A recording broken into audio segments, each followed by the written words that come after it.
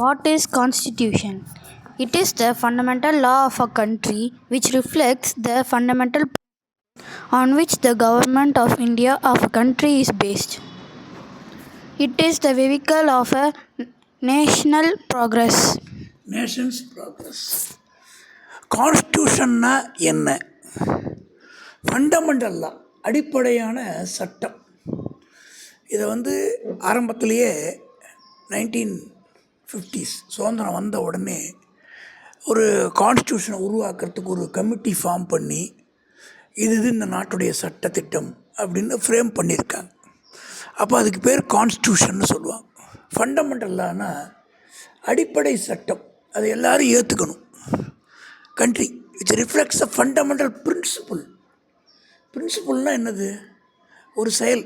நம்ம ஒரு பிரின்சிபலாக ஒருத்தன் இருக்கான் அப்படின்னா முறைப்படி இருக்கான்னு அர்த்தம். அந்த முறைகள் on which the government of country is based. அந்த கவர்மெண்ட்டுடைய இது நடக்குது. இப்போ இந்தியாவை பொறுத்த வரைக்கும் என்ன சொல்லுவாங்கன்னு கேட்டிங்கன்னா, மதசார்பற்ற நாடு. எல்லா ரிலீஜனும் இங்கே அக்செப்டட். இந்து, முஸ்லீம், கிறிஸ்டின் எல்லாமே அக்செப்டட். மத சார்பு இல்லாத நாடு. தனி மனிதனுக்கு இங்கே வேல்யூ அதிகம்.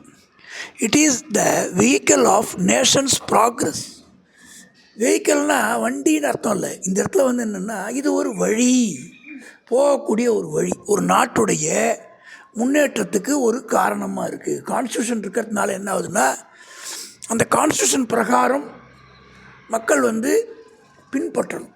ஒரு வீடு இருக்குது, வீட்டில் என்ன பண்ணுறாங்க, சில திட்டங்கள் வச்சுருக்காங்க. செருப்பு போட்டுட்டு வீட்டுக்குள்ளே வரக்கூடாதுன்றாங்க. சொல்கிறாங்களா இல்லையா? ஏன் சொல்கிறாங்க? அது ஒரு சட்டம்தான். அது போட்டுட்டு வந்தால் என்ன சொல்லுவாங்க, ஏன் தம்பி செருப்பு போட்டு வந்தீங்க, வெளில விட்டுவாங்க சொல்கிறாங்க. அப்போ இதெல்லாம் ஒரு முறைகள். What is writ? A writ is a order or command issued by a court in writing under its seal.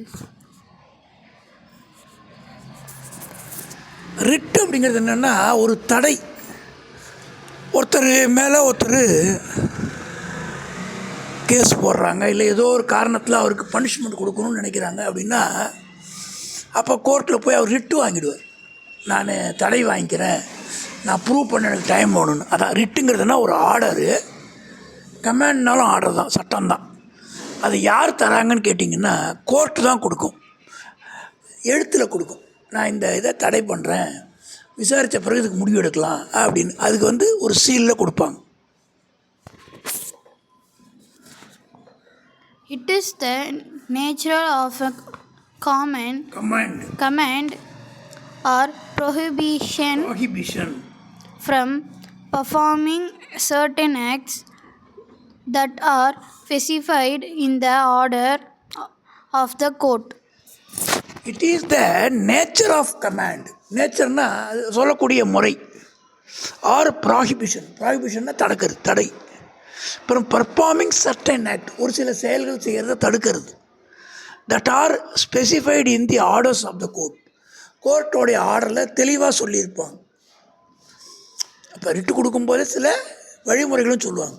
நான் உங்களுக்கு தடை தரோம், ஆனால் நீங்கள் வெளிநாட்டுக்கு எங்கேயும் போகக்கூடாது, இங்கேயே இருக்கணும், இந்த மாதிரி நீங்கள் ஃபாலோ பண்ணணும் அப்படின்னு அந்த ஆர்டர்லேயே வழிமுறைகளை சொல்லிடுவாங்க.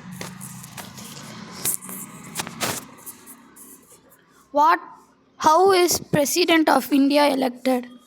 The President is elected by a electoral college in accordance with the system root of proportional representation by means a single transferable vote.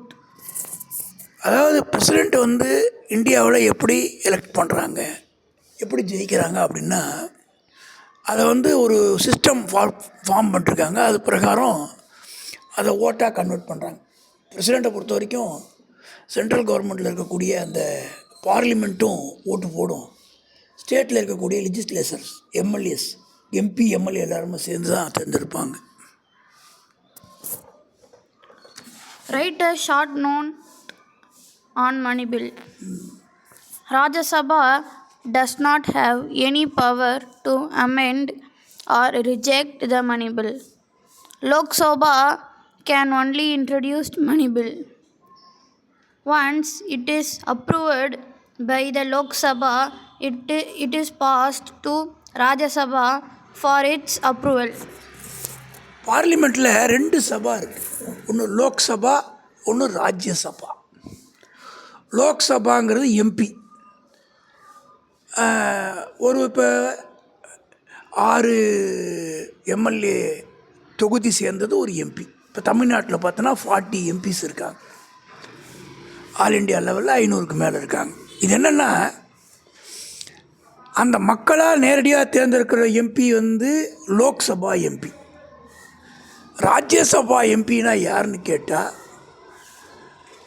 இங்கே சட்டமன்றம் இருக்குது இல்லையா, லெஜிஸ்லேட்டிவ், அங்கே எம்எல்ஏஸ் இருப்பாங்க.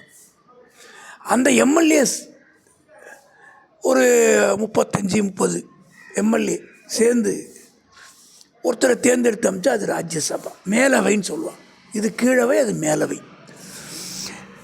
லோக்சபாவுக்கும் ராஜ்யசபாவுக்கும் என்ன டிஃப்ரென்ஸுன்னு கேட்டேன்னா, லோக்சபாங்கிறது 5 வருஷம் ஒரு எம்பி பதவியில் இருப்பார். அவங்களுக்கு சட்டம் இயற்றக்கூடிய பவர் இருக்குது. மணி பில்னால் என்னது, பட்ஜெட்டை ப்ரெசென்ட் பண்ணுறது, ஒரு முக்கியமான முடிவுகள் எடுக்கிறதுலாம் லோக்சபாவில் எடுப்பாங்க. அதை ராஜ்யசபாவில் அப்ரூவல் பண்ணுவாங்க. ஏன் அப்படி ஒரு சிஸ்டம் வச்சுருக்காங்கன்னு கேட்டேன்னா, எந்த ஒன்றும் தப்பாக நடந்துடக்கூடாது, அதுக்கு ஒரு செக் பாயிண்ட் இருக்கணுங்கிறது தான் இந்தியாவுடைய ஒரு அழகான ஒரு சிஸ்டம். லோக்சபாவில் எடுக்கிற ஒரு கருத்தை ராஜ்யசபாவில் மெஜாரிட்டி இல்லைன்னா அப்ரூவல் ஆகாது. அப்ரூவல் ஆகாட்டால் திரும்பியும் அதை விவாதிப்பாங்க, ஒரு வாய்ப்பு கிடைக்கும், அவ்வளோதான். அதாவது லோக்சபா ராஜ்யசபான்னு 2 விதமான சபா இருக்குது. லோக்சபாவுக்கு தான் அந்த மணி பில் பாஸ் பண்ணுறதுக்கான பவர் இருக்குது.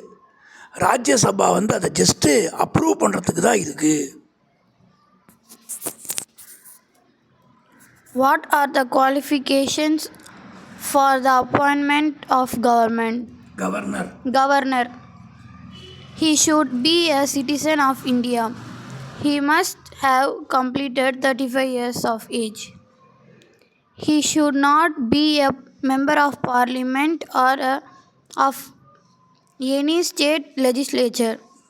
He should not hold any other profitable occupation. Governor அப்படிங்கிறது ஒரு ஸ்டேட்டுக்கு ஒருத்தர் இருப்பார். தமிழ்நாட்டுக்கு ஒரு கவர்னர், ஆந்திராவுக்கு ஒரு கவர்னர். இப்போ பாண்டிச்சேரி எடுத்துனா லெஃப்டினன்ட் கவர்னர்னு சொல்லுவாங்க, அது யூனியன் டெரிட்டரி இருந்தால். கவர்னருங்கிறது அந்த ஸ்டேட்டுக்கு தலைமை பதவி. He is the top person. Chief minister and council of minister approve பண்ணி பாஸ் பண்ணுற அந்த பில்லு, சட்டசபையில் அப்ரூவ் ஆகிற பில்லெல்லாம் அவர்கிட்ட போகும். அவர் அதை அப்ரூவ் பண்ணுவார். கவர்னர் போஸ்ட்டுக்கு 35 வயசு இருக்கணும். அவர் இந்தியாவில் பிறந்தவராக இருக்கணும், இல்லைனா இந்தியன் சிட்டிசன்ஷிப்பாவது இருக்கணும். கூடுதலாக அவருக்கு எதுவும் லாபம் தரக்கூடிய வேலை இருக்கக்கூடாது. ஒரு கம்பெனியில் வேலை பார்த்துக்கிட்டே கவர்னர் இருக்கணும் முடியாது. கவர்னருக்கு சேலரி உண்டு. அதனால் கவர்னர் ஒரு இடத்துல வேலை செஞ்சுக்கிட்டு லாபம், ஒரு கம்பெனியில் டைரக்டராக இருக்கேன், இந்த மாதிரி நான் பார்ட் டைமாக கவர்னர் வேலையை பார்க்குறேன்னு பண்ணக்கூடாது. ஃபுல் டைமாக கவர்னர் ஒர்க்காக பண்ணணும். அந்த ஸ்டேட்டில் எல்லா என்ன நடக்குதுங்கிறத ஒரு கண்காணித்து பார்க்கணும். கூடுதலாக ஒரு கவர்னருங்கிறவர் ஒரு உயர்ந்த பதவி. புரியுதா? List any 4 guiding principle of Panchasheel. Mutual non-aggression, mutual non-interference, mutual non-interference, mutual non-aggression, equality and cooperation for mutual benefit, peaceful coexistence.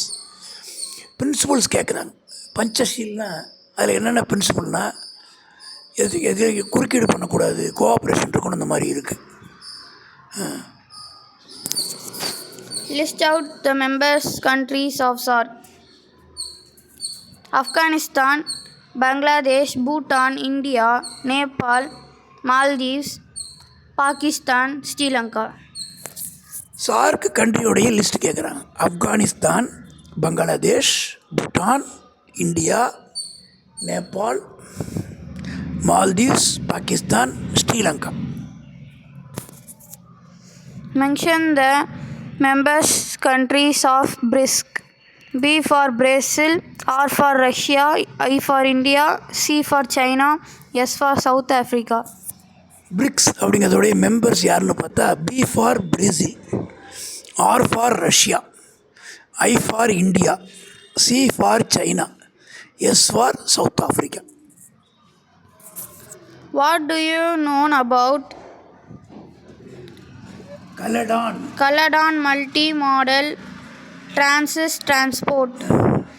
India is building the Caledon Multi-Modal Transport, a road, river, port, cargo transport project to link Calcutta to Sittwe in Myanmar. இது என்னென்னு கேட்டால் ஒரு transport road மூலமாக போகும், அப்புறம் river மூலமாக போய் அந்த துறைமுகத்தை அடையும் கார்கோக்குலாம். அந்த மெத்தடுக்கு பேர் கலடான் மல்டி மாடல் டிரான்சிட் டிரான்ஸ்போர்ட்னு பேர்.